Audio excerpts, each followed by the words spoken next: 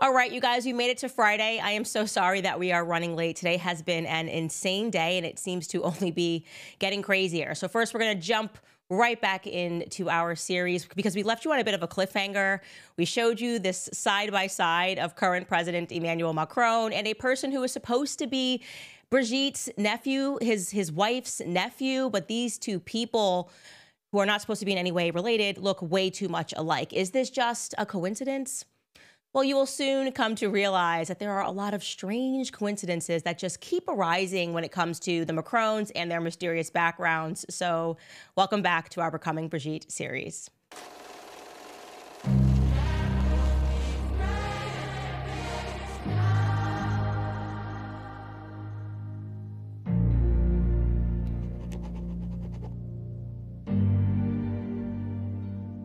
Okay, so to briefly recap, last episode, we learned that Emmanuel Macron's classmates described him as a bit of a mystery. No one knew what he was up to outside of school. He kept to himself. He wasn't a part of any cliques. Nobody knew anything about his parents or what they did for a living. Okay. We also learned that Emmanuel Macron, as the president, appeared to know very little about his own immediate family. We sort of recounted a couple of stories for you, not also including a couple of lines about his family, only a couple of lines about his family in his autobiography, while having much more to say about Brigitte's family. His family appears equally as distant from him as he is from them, refusing to discuss him ever. And his biological brother told a work colleague that Emmanuel was his first cousin. And that was before he became president. So they were already, when someone said, "Oh, do you know this guy who's like one of the ministers?" And he's like, "No, that's my cousin." Then there is, of course, the odd circumstance of him having been asked about his biological sister who lived nearby, a politician. And when the politician asked about her, oddly, Emmanuel didn't answer, but he looked at Brigitte to know what to say. That's weird, okay? Now, the only family member that seems to get any airtime from Emmanuel Macron, the person that he seems comfortable discussing publicly and showing affection for, is his grandmother, okay? His grandmother was a woman named Germaine Nogue, born Germaine Aribet, who he affectionately referred to as Manette. Okay, there they are together. When discussing his childhood in his book Revolution, she is the only one that he incorporates into his childhood often. He wrote this, quote, "So I spent my childhood in books, somewhat out of the world. It was a still life. I remember those early mornings when I would go to her room and she would tell me stories of her wartime friendships. As a child, I would pick up the thread of the interrupted discussion every day and travel through her life as if picking up a novel. And the smell of coffee she sometimes brewed in the middle of the night, and my bedroom door ajar as early as 7 in the morning when I had not yet come to her, exclaiming with feigned concern, 'Are you still asleep?' You know, there was this one journalist who even speculated, she raised the possibility that he had sort of been adopted by his grandmother, Manette. Either way, it becomes very important that we learn a little bit about this woman. Who was she? Okay, because he alleges that she taught him how to read. According to him, she lived just a few blocks away from his parents in Amiens. And he also recounts in his book that he spent his summer and his winter vacations at her family home in Bagné de Bigorre. And that's where he learned to walk, that's where he learned to fish, that's where he learned to play rugby with his grandparents. So much time spent with his grandparents, and maybe, perhaps that explains this bizarre absence of childhood photos with his siblings or with his parents. Okay, so that's a lot that he's giving us, and according to witnesses, Manette was exceedingly private, just like her grandson, often leaving the shutters to her home firmly shut, they said, and once she retired, she hardly ever ventured outside because she was surrounded by books, kind of in her own lair, which explains why and how Macron claims to have been brought up in a bunch of books as well. But which books specifically? He gave an answer to that. Now, according to journalists Candice Negelec and Caroline Darian's biography entitled The Macrons, Les Macrons, or The Macron, rather, they wrote, quote, he said, quote, as a teenager, they wrote, as a teenager, young Macron escaped by reading books by André Gide and Michel Tournier, that book being called The Earl King in English. Those are the books that are on his bedside table. his beloved maternal grandmother, shared a liking for these authors with him. Now, we've already discussed Andre Gide. I think that was in our first introductory episode. This was the guy who was a self-admitted pederast who admitted to raping Muslim boys in Algeria in particular, to explore and learn about his sexuality, throwing off the chains, of course, the confines, if you will, of his upbringing, his Christian upbringing, and really learning about himself through traveling to Algeria. And yet, despite this, Macron was comfortable putting his book, just as it was on his bedside growing up with grandma, he was comfortable putting this in his presidential portrait. The other author we haven't discussed that he mentioned to these journalists, that author is Michel Tournier, apparently another favorite. And the book is an even stranger choice, I would say, for a grandmother to be sharing with her grandson. It's quite controversial, this book, okay? Again, it's called The Earl King. The Earl King being a mythological creature that chases after children. And in this book, passages are, well, I'll give you a passage. I'll just read it to you. Quote, "Children's buttocks are alive, quivering, always alert, sometimes sunken, and seconds later smiling and naively optimistic, as expressive as faces." Now, I don't know if my grandparents were doing it wrong, but they gave me the Bible. We talked about Bible passages. We weren't being given books that speak about a children's buttocks. Like, that's just completely absurd.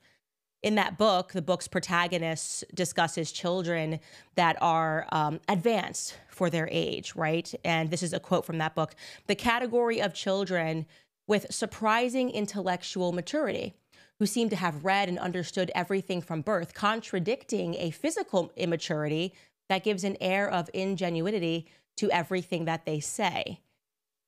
You know, that kind of sounds familiar, right? It's kind of virtually the exact same explanation that the press got right to working on regarding this bizarre story of Brigitte having fallen for a 14-year-old and then setting upon marrying him when she was 39, 40 years old, setting on that path towards marriage. They said, remember, Macron, this is like, despite the fact that he was a little boy, he was just so intellectually advanced. Remember, he was a virtuoso, right? He was Mozart. Don't you guys understand? He was not like regular kids, even though he was so young.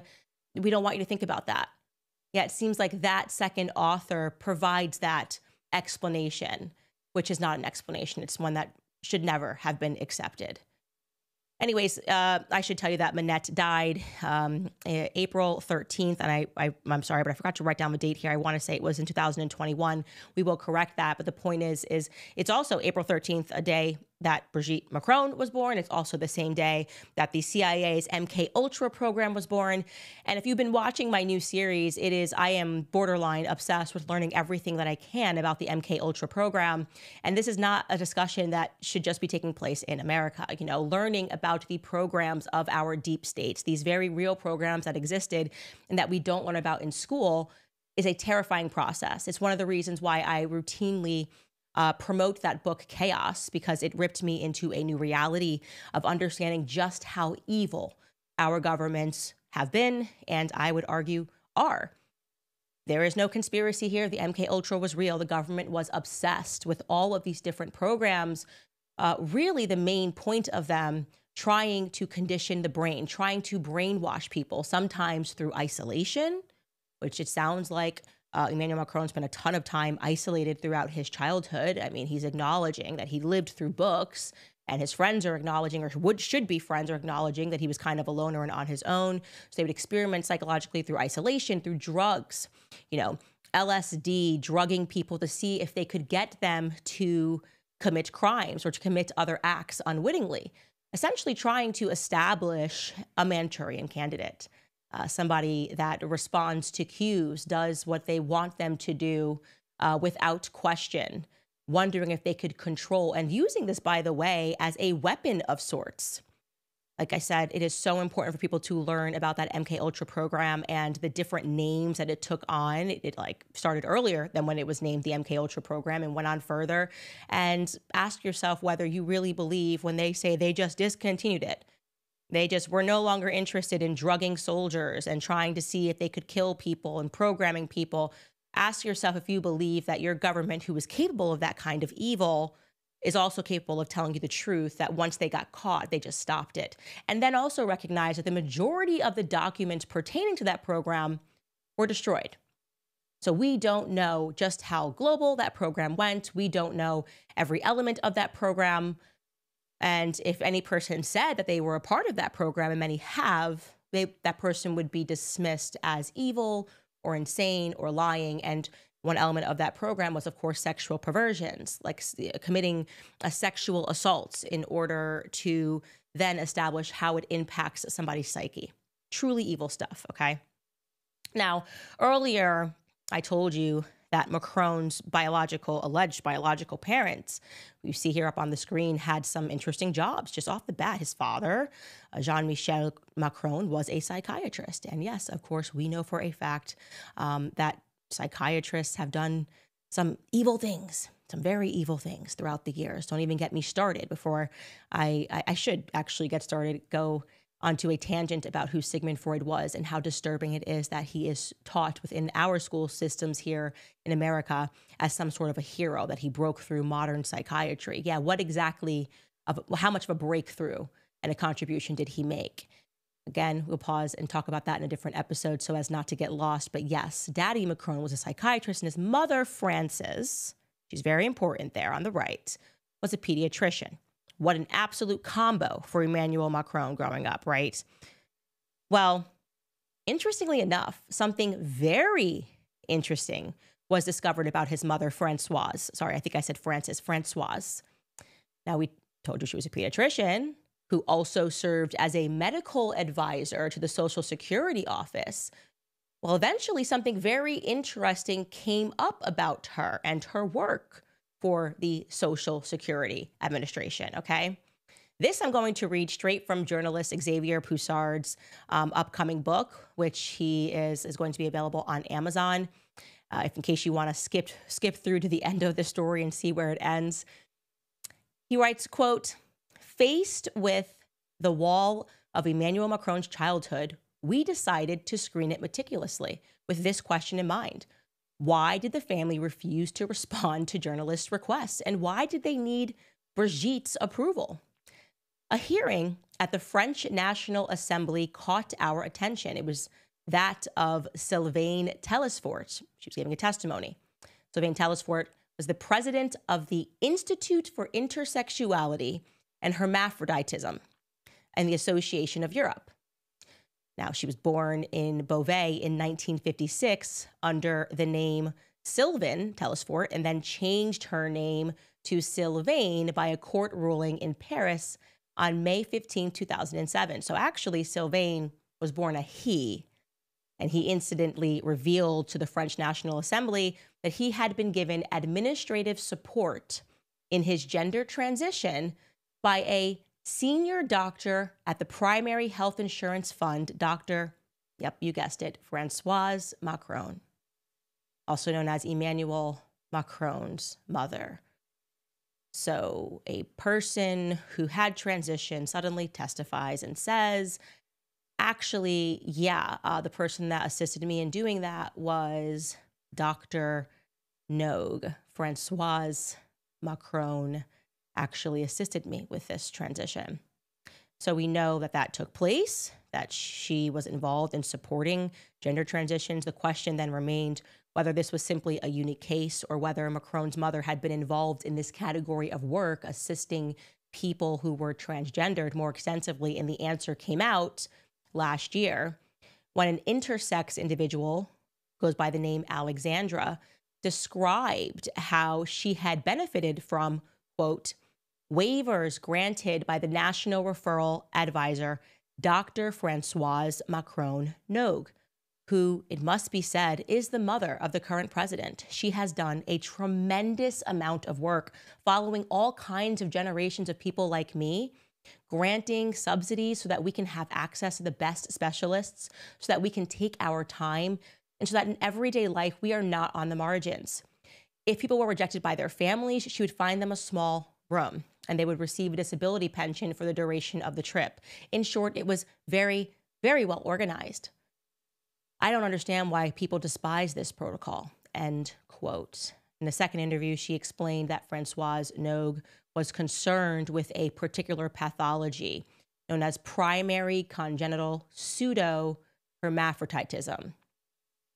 But you guys, I'm sure all of that is just a coincidence. All of it. I mean, anyone who does not understand how these things just keep happening in the world is just a crazy conspiracy theorist, right? Just a crazy conspiracy theorist. I mean, yeah, okay, I get it. We've got some questions about the gender of his wife, why her past doesn't seem to be coming together. We have some questions, sure, yes, about his past. His dad is a psychiatrist. His mother does some specialty work assisting people in their transitions, and they kept this quiet when they got married. And sure, when they became the president and the first lady, they just had all of these either transgendered or proud pedophilic type things keep popping up. And I'm sure all of this is a coincidence, guys. The books, everything, it's just one big coincidence. Let's pause there because there's going to be a few more coincidences that are going to happen. So I can throw it to one of our sponsors, which is GoldCo, because President Trump is back in office, and that could be great for both gold and silver. Under Trump's first term, the price of gold soared 53% and the price of silver jumped 51%. What could happen over the next 4 years? And will gold continue to break records in 2025 and beyond? We're going to find out. Gold and silver have been used as a store of value for centuries. The government cannot easily manipulate them, and they are known as hedges against the market risk and inflation. That's why I've personally bought gold and silver from my great partners at GoldCo. GoldCo is a top-rated precious metals company. They've supported this show from the beginning, and they've helped hardworking Americans purchase over $3 billion in gold and silver. They know what they're doing. Right now, you can get a free copy of their 2025 gold and silver kit. On top of that, you could also qualify for up to $15,000 in bonus silver, possibly even more. So to learn more, go to CandiceLikesGold.com. Again, that's CandiceLikesGold.com. Also, there is Tax Network. I want to tell you about them because the IRS is the largest collection agency in the world, and they are stepping up enforcement for 2025. So if you owe back taxes or you have unfiled returns, do not wait for the IRS to come after you. Simply avoiding them, obviously, is the worst thing you could possibly do. Getting ahead of this is the smart move, but do not contact them alone either. Turn it over to the team at Tax Network USA. Why? Because not all tax resolution companies are the same. Tax Network USA has a preferred direct line to the IRS. This means that they know which agents to deal with and which to avoid. Tax Network USA has proven strategies that are designed to settle your tax problems in your favor, whether you owe $10,000 or $10 million. Their attorneys and negotiators have resolved over $1 billion in tax debt. So talk with one of their strategists because it's free. Stop the threatening letters. Stop looking over your shoulder. Put your IRS troubles behind you once and for all by calling 1-800-958-1000, or you can visit tnusa.com/Candice. Again, that's tnusa.com/Candice. All right, now let's get back into the story of Brigitte, because there just seems to be a lot of coincidences going on here. So we had mentioned already a journalist by the name of Sylvie Baumel, right? She's that left-leaning journalist who has bylines in Vanity Fair. Like I said, this stuff was not coming from conspiracy theorists. This is such a lie that is told to the English-speaking world. She is the one who has dedicated the most time into trying to get into the past of Brigitte, to learn about the past of Brigitte. And she just kept coming up against a wall. And again, to remind you, these journalists were like, yay, powerful woman taking charge at the Élysée Palace. I want to learn more about her so I can promote her to the world. You know, who doesn't love a strong character, especially if you're a feminist like these writers were? So she begins working on the second biography about Brigitte, entitled He Had Just Turned 17. Actually a funny title. It's an untrue title, and Sylvie Baumel actually disputes it in this very book. She lands upon a different answer in her last chapter. She writes that Emmanuel Macron had actually only just turned 15. She probably went with a different title because they would have panicked at the Élysée Palace if she went with he just turned 15, right? They probably would have been doing some terrifying things. Maybe they would have just called her into the office for a talk. Well, throughout this second investigation leading up to the publication of this book, she poured through all of these public interviews given by Brigitte and just kept coming across these little mistakes that Brigitte would make about how old she was during certain things. And so there is this very famous judge in America known as Judge Judy, and Judge Judy says something. She repeats that if you lie, you have to have a good memory, right?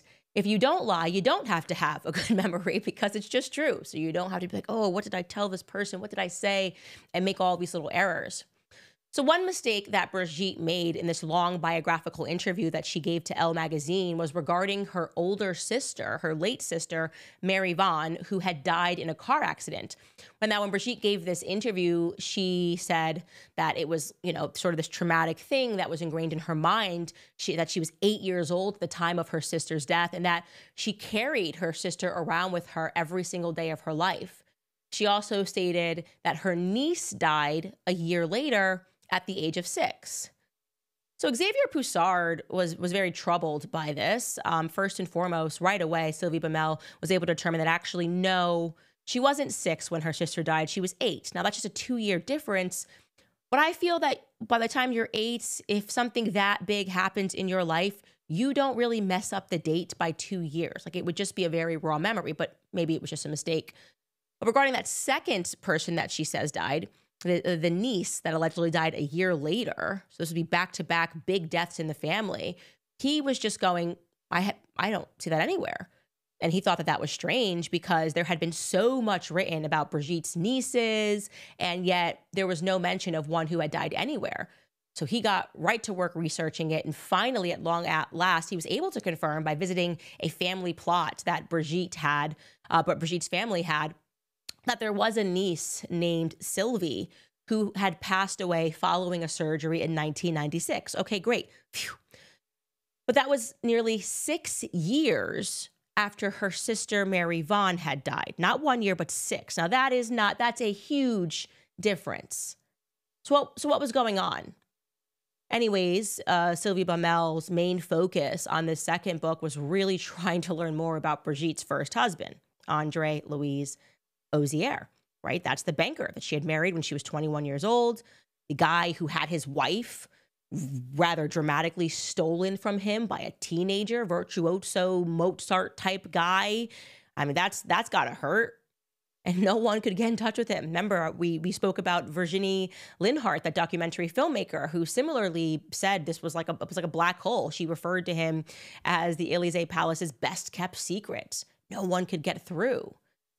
So there was also a magazine, Capital magazine, who summed it up in 2017 with this general impression, referring to Andre Louis, the first husband, as, quote, a real ghost. Not a single photograph of him on the web. Not a single image in the thick press agency catalogs.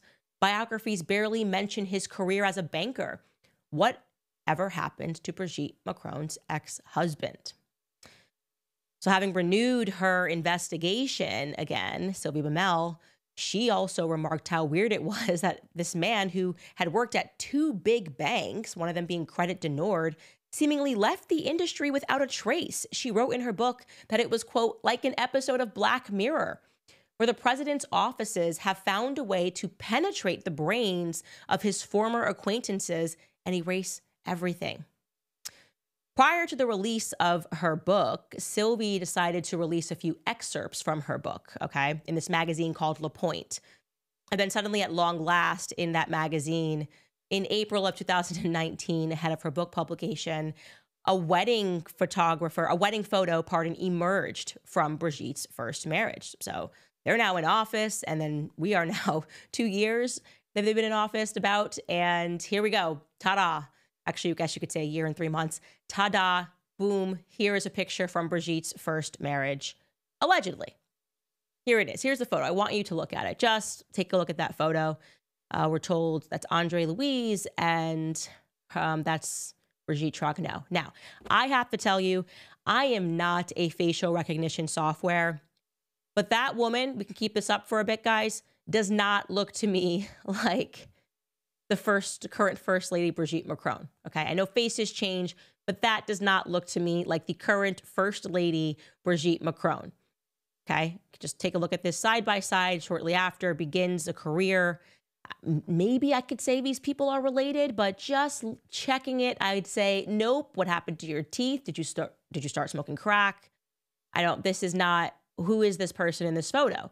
Okay. But you can't just make assumptions on the basis of looking at people and deciding what's true and what's false.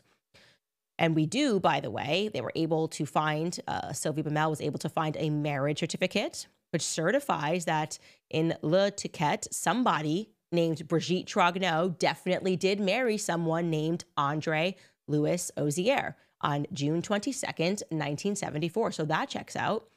And not only that, but the best man at the wedding was her brother, Jean-Michel Trogneau. And that was a huge breakthrough, because this tells us that Brigitte was extremely close with her brother. If you made him the best man of your brother, the best man at your wedding, you would assume that means that you were super de-duper close. But the public was only just learning about Jean-Michel. So they're going, well, this is weird.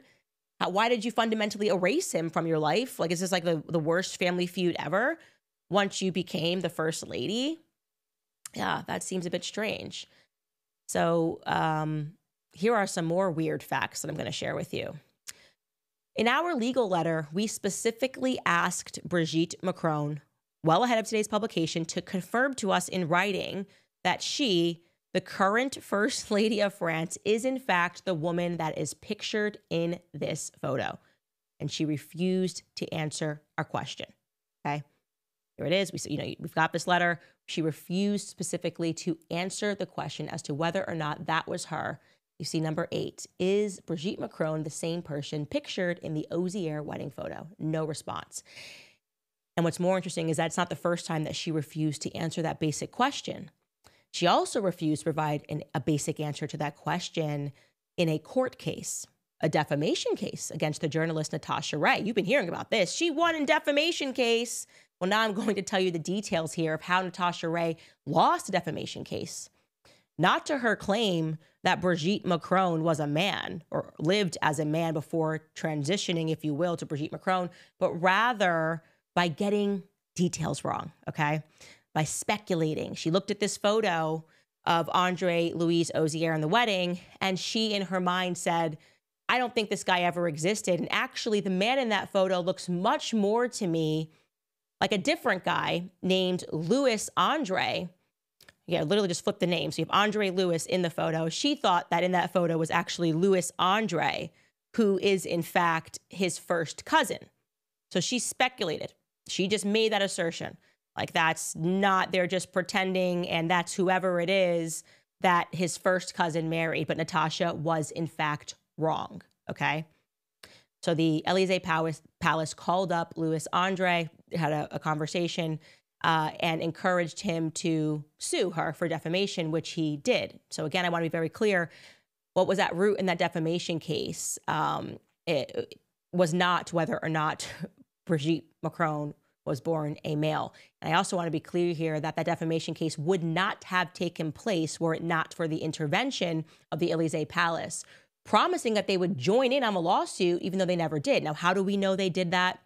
Because another journalist, another left-leaning journalist, feminist, named Emmanuel Macron, who similarly wrote a book about Brigitte Macron, wanting to debunk all of the rumors about whether or not Brigitte was born a man. She was the only journalist who actually penetrated through to the Ozier family. She actually spent time with that misidentified cousin, Louis Andre. And he told her how it all went down, and she recorded it in her book. The story goes that the cousin, John Louis, had a wife named Catherine Adoy, and convinced of her theory that he was actually the man in the photo, she contacted his wife. Natasha Ray contacts his wife, Catherine, on WhatsApp, and she sends a message at 3 a.m. in the morning. She's like, on to the story. She knows something weird, and she goes with her instincts rather than the facts, and she writes to this woman, I know everything, absolutely everything, for you, for John Louis, for Jean-Michel. And I guess for her, this was like a journalistic strategy of not really knowing everything, knowing something was wrong, but hoping that if you pretended that you knew everything, that person might be forthcoming. But Catherine wasn't forthcoming. She instantly showed it to her husband and was like, what is going on? And so her husband contacted Lawrence Ozier, just reminding you that's Brigitte's alleged firstborn daughter, who also happens to be his cardiologist. And Lawrence says, you got to call Brigitte. You got to call mom, because she's thinking about filing a complaint too. This is harassment. So he does. The cousin calls up Brigitte, and here is what he tells the journalist happened next in his own words. Quote, Brigitte tells me she's sorry and that it's all her fault, that we need to press charges, and that she agrees to file a joint action. I hear Emmanuel Macron's voice in the background asking him to hurry up because they must leave. Before hanging up, she promises to send me a copy of her family record book, which she didn't. I also asked her to certify in writing, which she did, pardon. I also asked her to certify in writing that it was her in the 1974 wedding photo with Andre, which she didn't. I did not speak to her directly on the subject after that. So again, he says that she's like, yeah, no, file. I'm going to file with you. Do this. And he's like, well, could you send me just like in writing? Because, obviously this will be proof. Get these people in trouble. Just say you are certifying that that's you in the wedding photo. And Brigitte at the Élysée Palace says no, or goes cold. Afterwards, he makes good on his side of the deal. He files a complaint against Natasha Ray. He sends documents to Brigitte's lawyers. Brigitte then calls him back and says, you know what? Actually, the palace is recommending that we file our action separately. Here's what John Louis says happens next. Quote, she told me that the Élysée preferred to launch two separate actions. She was walking out on me, it clearly meant. It clearly meant if you want to continue, you're on your own. Get a lawyer of your own. We had already filed a complaint. There was no turning back, so we went ahead on our own. Since then, when I tried to call Brigitte back, I don't get through to her, but to her secretary, who has become unreachable. So long story short, the First Lady played him, right? She got him all fired up and said, file, we're going to file with you, blah, blah, blah. He's like, okay, can you certify that? And nope, they were manipulated, and then they were betrayed by the presidential couple. And the journalist recounts that you can definitely tell that he's a bit stung, that the Oziers felt a bit stung by that. Very strange, again, such an easy thing to certify. But what she really wanted, Brigitte, was for him to go through the defamation, for him to win the defamation, because he actually was not the man pictured in that wedding photo. And then for her and her husband to be able to publicize the newspapers, we won a defamation trial against the crazy journalist who said that Brigitte was born a man. Oh, well, Brigitte just won a defamation case. You keep hearing that. She's won defamation cases pertaining to this. That is how they are doing it. Again, going after the details, but not the substance of what people are investigating. Now, you have to understand that by now, within France, the internet was just on fire with conspiracies. I mean, first and foremost, where the heck is the first husband? Where is Andre Louis? Well, as fate would have it, shortly after Sylvie Bemel publishes her book looking into the matter, on October 8th, 2020, suddenly Tiffany, the second daughter, announces in a weekly magazine that actually her dad already died. A year ago, actually, in 2019. People are starting to pry. And now she's like, actually, he's dead. He died a year ago. Here is the quote that was published in Paris Match announcing that. Tiffany said, my father died. I buried him on December 24th, 2019 in the strictest privacy.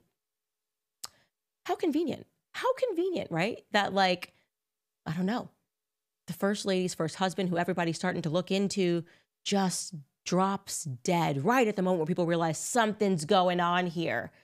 I would say it's remarkably convenient for the Macron family. Also, by the way, this is kind of weird, but Tiffany announcing her dad's death in that Paris Match magazine, which we know Paris Match is controlled to some degree by Mimi Marchand. It's one of the places where she gets particular photos and storylines published.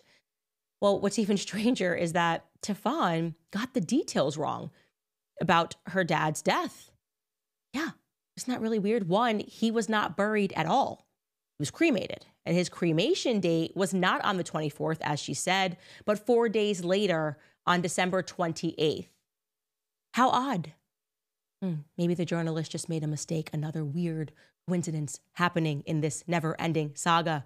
Now, how do we know the actual dates? Well, let's go back to that first cousin. Remember, that first cousin, not very happy with this family, okay? Andre Lewis felt that he had been burned by the presidential couple in filing this suit. And so he opened up to the journalist Emmanuel on his own about the funeral service. So apparently the story goes that he had received a call from Andre's sisters. Again, this is his first cousin, informing him of the death and that there was going to be a quick funeral. He provided the journalist with the booklet that was actually distributed at this very quick funeral. And I will tell you, it is a very odd choice for an obituary photo. Here it is. Here we go. Andre Ozier of a ceremony taking place, which Stephane got the date wrong by accident, I'm sure, December 28th, 2019. I mean, who would announce this, by the way, a year after? It's just crazy. And then at the bottom there, I think that means our friend, our brother, our companion, our grandfather, and our papa. There it is. Now, even for a far-left journalist who is not prone to conspiracy theories, even for Emmanuel Anizan, it seemed to her to be a very weird choice for a photo for a death announcement. So she asked him flat out, like, this is weird. What's going on with this choice of a photo? And the cousin told her, John Luis replied to her and said, quote, I think this was the only photo that turned up when they went looking for one for the funeral because all of the others had been destroyed. Destroyed? Emmanuel muses. I am not Natasha Ray, but I still am a bit puzzled. What? So all that's left for a man's life in pictures, apart from his wedding photo, is a photo of him in a swimsuit to illustrate his final departure? She asks in her book. Yeah, somehow every other photo from his life had been destroyed. Okay. So you're probably wondering, what the heck is going on here? What's going on? Well, Xavier Poussard was actually able to trace the real Andre Lewis through banking records. It turns out that he never worked at Credit du Nord, that bank, which is why so many other journalists were effectively chasing their tails. And so he gives that information to Emmanuel Anizan because she's much more of a mainstream journalist and she might be able to pick up some more. He also provides her with access to a Facebook group. He's like, no, this man did exist.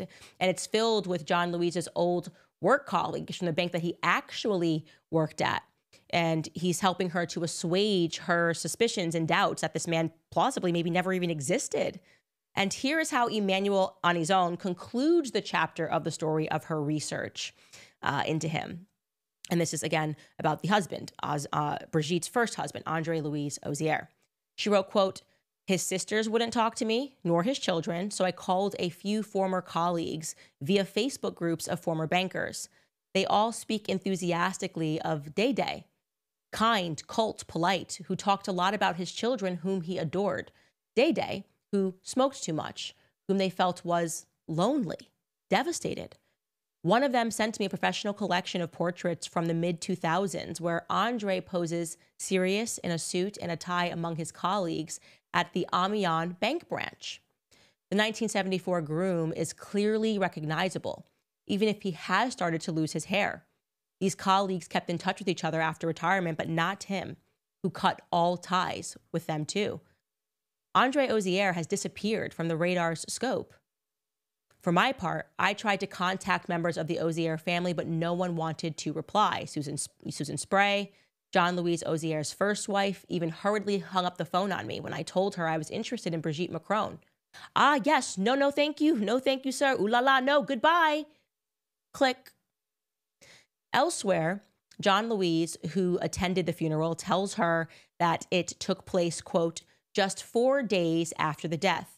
No information had leaked to the newspapers. The Élysée Palace wanted it to happen quickly, and it seems that Emmanuel Macron was personally involved in making sure that it did. The express funeral, organized on the sly and in a hurry early in the morning at 8:30 a.m., before opening time to avoid journalists. The booklet with the photo was placed on the chairs. A dozen people were present, seated in separate clans. On one side, Andre's sisters. On the other, Brigitte's 3 children, Stéphane, Lawrence, and Sebastian. Brigitte Macron did not attend. Andre's companion, I guess this means like a partner, maybe someone he was in a relationship with but never married, unknown to all, was also there at some distance. Early side, after 20 minutes, the ceremony was over and everyone walked out immediately. Afterwards, I went with the Ozier children and Andre's sisters for a coffee and a croissant. Members of security staff stood on guard outside. We ended up letting them in because it was so cold. The atmosphere was heavy and everyone left quickly afterwards. Okay. Quite the funeral, very quick. Why is the Élysée Palace involved? Also, guys, isn't it kind of weird that Brigitte would not, out of some basic respect, go attend the funeral of a man that she was married to for 32 years? So the Élysée Palace got involved to keep it hush-hush, but they didn't attend the funeral? Does that even sound right? The father to your children?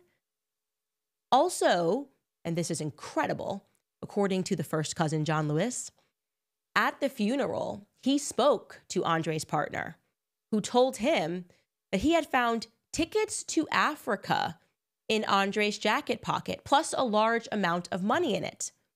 He said, quote, he had emptied his accounts, organized his departure on the sly. He dreamed so much of going to Africa again. Okay. All right, guys, what are we to make of that? All right. It is very weird for someone's lover, companion, partner, whatever you want to call it, to say that. What really happened to Andre Lewis, who was cremated very quickly, even though his daughter says he was buried? What accidentally says he was buried? Sometimes you mix that up. What really happened to Andre Lewis? What drove him to become a recluse all of a sudden, not associating with his former bank friends from the 70s? How did all of those photos of him suddenly get destroyed? He's only left with one of him. He's got two photos. Here's me in the wedding, and here's me on a beach in my trunks. And these are the only photos available of my life. Doesn't that seem like a systematic destruction? I can't think of any circumstance where that would be the case, that photos would just all be gone, as if you would keep every photo of yourself in your childhood in one house. Did he actually die? Did he escape with the assistance of the Élysée Palace? Did he try to escape, but the Élysée Palace intervened? Imaginations can certainly run wild right now, right? But we can't confirm anything, obviously. What I can tell you is that, oddly enough, another journalist named Sophie Descartes reported in a 2022 issue of Paris Match, which was published, that Andre Lewis ended his days in a psychiatric clinic with a guard at his door supervised by Alexander Benalla. He's a very controversial figure. The Élysées' notorious and controversial security chief of staff who ended up in a huge scandal known as the Benalla scandal, okay? Why would that journalist say that? I can tell you that that information was instantly denied the same day on Twitter by Tefon. But despite the family being extremely litigious in nature, always going after people for defamation, the Macrons never did sue that journalist who said that for defamation. I think that's a perfect place for us to pause, because that's a lot of information and a lot of pieces that you have to put together. I'm going to tell you very quickly about American financing, because I know that there are a lot of Americans that are carrying around high credit card balances that charge 20% or more every month. It's time to take control of your debt. If you're a homeowner and you've been waiting to figure out how to get your finances in order, you need to call my friends at American Financing today. American Financing salary-based mortgage consultants are helping homeowners just like you tap into their home's equity to get out of high-interest debt. They are saving their average customer $800 a month by doing this. Saving that kind of money every month should make the decision really easy. All it takes is a 10-minute, no-cost, no-obligation phone call to find out how much you could be saving. And if you start today, you may be able to delay 2 mortgage payments. So call American Financing today at 800-795-1210. Again, that's 800-795-1210. Or you can visit americanfinancing.net/Owens. It's americanfinancing.net/Owens. Okay, for those of you that thought that I fell into a hole, I didn't. We have been so crazed because we were working on our book launch. And I am so pleased, especially just if I could even tell you the journey of working on the second book. I began writing this book in, I think, 2018. But right after my first book, which was published, I'm sorry, in 2020, right after my first book, which was published. And the title of my new book, which I have worked on for so long, is Make Him a Sandwich. And here it is, you guys. I am so excited. It is available for purchase, for pre-purchase really, at makehimasandwich.com, or you can go to CandaceOwens.com and hit the link that's in the banner. I just want to let you guys know that if you are a premium Club Candace and Book Club subscriber, you're going to be getting a special discount, a 20% discount code for purchase. And you'll also get an email with a 25% discount code within 36 hours to Nimi Skincare, which is one of our sponsors here and the products that I use if you purchase a copy of the book and use the 20% discount code. Any regular pre-order of the book will also receive a discount of 15%. So if you buy this as it's on pre-sale, it will be cheaper than when we actually release it. And you will similarly get a discount code of 15% off Nimi Skincare within 36 hours. So if you want a signed copy of my first book, I'm going to see how many I can do, maybe break a record. You can pick that up at shopcandace.com. That would be a signed copy of our first book. So we're just going back into bookland. And the first book club episode, by the way, for those of you, we are reading Chaos. That book is going to be at 6 p.m. Eastern this coming Tuesday. So many things happening. This book, Make Him a Sandwich, labor of love. It was like having honestly, it was like a book child, so to speak. And it was because I knew early on that the modern feminist movement had nothing to do with feminism, had nothing to do with helping women or listening to women, but rather developing a really cheap tactic to go after men. And so obviously this book, we get into the Me Too movement. I had already written years ago this chapter on Taylor Swift's brand of feminism. And I really do think it's just like a God thing that right now it seems like people have the appetite to maybe listen and to think about what modern feminism is with this whole Justin Baldoni, Blake Lively, her dragon, Taylor Swift's involvement going on. It's just like perfect because my book was owned by two publishers, wrangled it out of the hands of the first one, the second one got it out of the second one, and now it's just mine. And so I'm grateful for God's timing on this. And honestly, I feel like if it had come out any earlier, perhaps people on the left who are now watching this podcast would not have been as receptive to it. But there was something about this Justin Baldoni case where I feel like we are ready to discuss toxic feminism. And so the cover is me. If you're wondering why I'm holding that and you're not familiar, that is the iconic Gloria Steinem sign she held at a We Shall Overcome for women. So I wanted to be that. I think I did a very good job. We should have done a side by side. I think I look more like Gloria Steinem than Brigitte Macron looks like the wedding photo. That's what I think. You guys agree with that, right? Yeah, for sure. Absolutely. So yeah, it is available for pre-sale. You can also go to makehimasandwich.com. We grabbed that domain name, clubcandace.com. And I am just beyond excited to share this book with you. We just have so much going on this year, and I'm just so grateful for all of you who have supported us through everything. And that is the reason that I deleted my Instagram, because I'm going to put up a big banner about my book, but then we were very much in Macron land, wanting to make sure we fact-checked everything that we were sharing on the show today. By the way, in terms of this information that I'm giving you, it is all going to be cited and sourced in Xavier Poussard's forthcoming book, which we will be able to purchase, I think, sometime next week.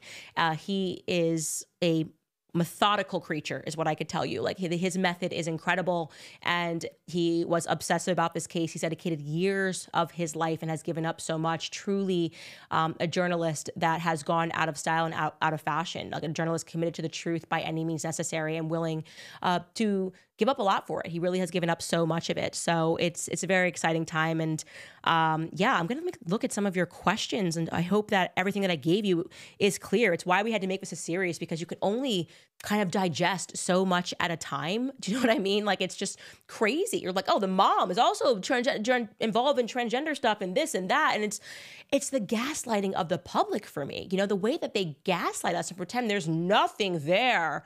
Oh, he's just above board. Emmanuel Macron and Brigitte are above board. Like, are you insane? Are you insane? What is the media entity?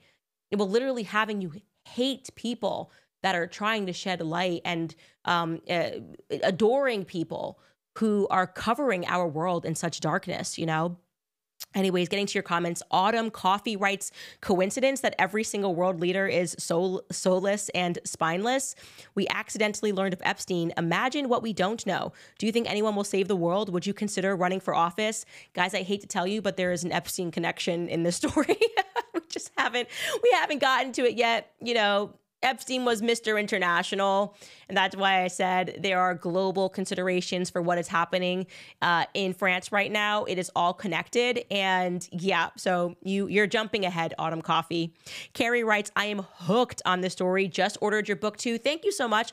Please hire the composer for this docuseries that was fired because he was mean to Taylor Swift. I feel like dramatic music to your WTF moments would be epic. I promise you, that composer is so famous and so great. I went through his Instagram, like, there's no way I can afford him. There's just no, maybe if this book sells 3 trillion copies. Okay, so get on that, guys. Buy Make Him a Sandwich. Go to makehimasandwich.com, buy it, and maybe I will be able to afford Brian Tyler, which would be really cool. Also, I think it would be cool if Justin Baldoni dropped his version of the movie that we never got to see and called it like Justin's version. It's like a little petty nod to Taylor Swift, Taylor's version, like her owning her masters. He just owns his masters. But he would never do that because he's too nice. Give it to me, Justin. I'll drop it. I'm not so nice. Not when I'm this pregnant. Sticky Bjork writes, I started following you 6 years ago and I will follow you wherever you go. Love you, Candace. Love from the Faroe Islands. Amazing. Thank you so much. It has been amazing to see how many people from around the world we just have been able to pull into this discussion. I think it's such a good thing. Like I said, a true moment of life. Thank you, De Silva, who just writes, you're a boss. Thank you so much. And then writes in, thank you, muito obrigada. Merci. 3 different languages. Love that. Irrelevant writes, you are relevant. Don't call yourself irrelevant. God's warriors for Candace. Make our families safe again. Arcadia Dark Matter writes, from a French nationalist, a sort of make France great again. Keep the faith, Candace. Thank you guys. And I believe in nationalism. I really do. I think right now we are suffering from the curse of globalism. A lot of shadows in the dark that don't really care about us as individuals and don't really care about what happens to us as nation states, but rather are kind of trying to turn us all into the same and making us think that we're crazy. I mean, talking about psychiatry, it has been a psychiatric curse upon the world to routinely tell people that they're conspiracy theorists when they start noticing some very distinct patterns and have reasonable questions about it. Sending legal letters. Also, this whole era of legal abuse, it's so out. I am telling you, it is so out because this is all they know, right? When they lie, when they get caught doing something wrong, it's like, I'm just going to launch a lawsuit. And that is coming up. I really do believe that era is really over. It's backwards thinking. Do the right thing, tell the truth, and be bold. And I think that you will be awarded in the end. This is from Little Light. Little Light writes, Candace Owens, I hope you don't mind me sharing something vital with the sea of people here in your comment section. If you truly want to understand what the mark of the beast is and what a beast represents in the Bible, then I highly recommend From America to Babylon, Making the Mark. That's apparently a documentary. I'm not familiar with it, but I do know that I tend to stay away from people that are very into the Babylon theme. I think that really is something. And obviously one of the books on our book list is Hollywood Babylon or Babylon Hollywood, which was written by Kenneth Anger. And it really tells you about the origins of Hollywood and how dark it is and how they did want to basically create a modern Babylon. So we'll get into that. And lastly, Truth Be Told writes, many thought they took something from you in your season of trials. They lack creativity and will now grow in envy, realizing that you actually have it. We pity them and love all of this for you. Keep on journalizing us. Thank you so much. Yeah, last year was definitely a lot of trials, a lot of hardships, but I never, ever, ever for a single second doubted that I was doing the right thing because you just have to continue to tell the truth. And like I said, the old systems are failing, the smearings, the libels, trying to create someone into a monster when they're not. It's just a dawn of a new era. And it feels like we are all coming together. It really is about goodness fighting evil. And I, every single time, am going to bank on goodness because, well, Christ is King, you guys. Head to makehimasandwich.com or clubcandace.com. Pre-order the book. I'm so excited. Share it, please, on your Instagrams and your Facebooks and your TikToks and tell everybody about it. It is a great book on modern feminism. Also, by the way, guys, to the fellas here, I think with Valentine's Day coming up, you got to get her this gift. Make her a sandwich. .com. And if she responds well to it, she's a keeper. You got to marry that one. Because you're like, she's like, love Candace Owens. Great. Keep her. If she's like, what is this? I'm a modern feminist. I don't know. I'm not saying dump her. I'm not saying she's not the one. I'm just saying that if she loves the book, she might be a keeper. That's it. All right, guys, we will see you on Monday.